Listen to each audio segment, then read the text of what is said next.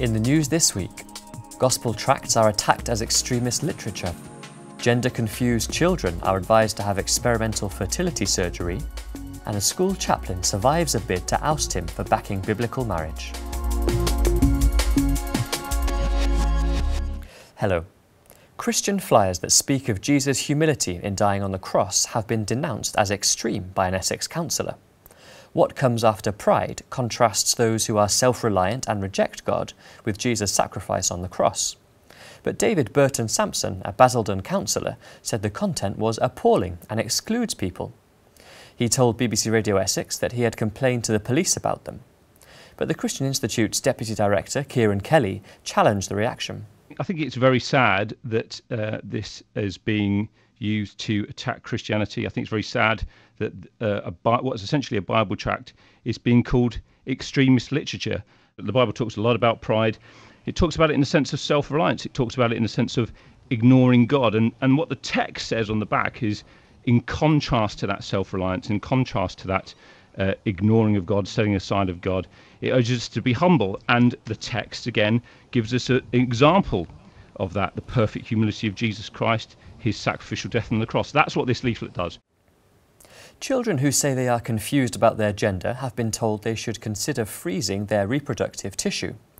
Prepubescent children would be required to undergo experimental surgery to remove their ovarian or testicular tissue.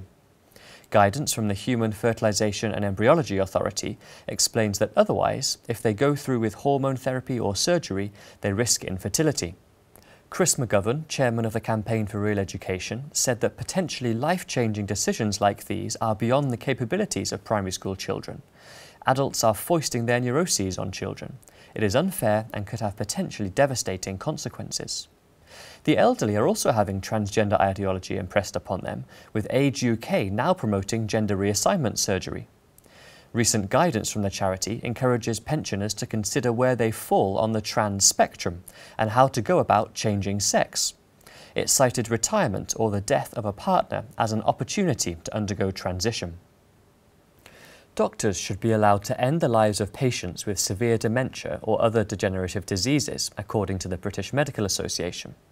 A Supreme Court ruling last month means doctors are now permitted to remove artificial nutrition and hydration from some patients with the family's agreement, but the BMA's proposals go much further.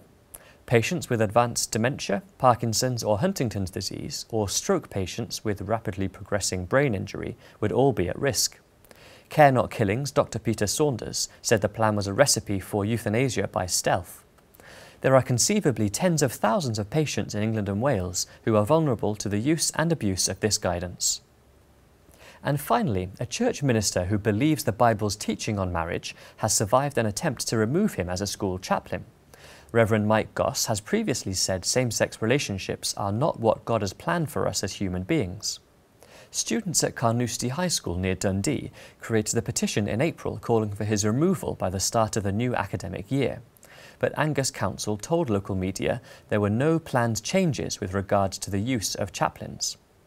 Rev Goss said he has always treasured links with the local community and was pleased to offer any support he could to staff and pupils.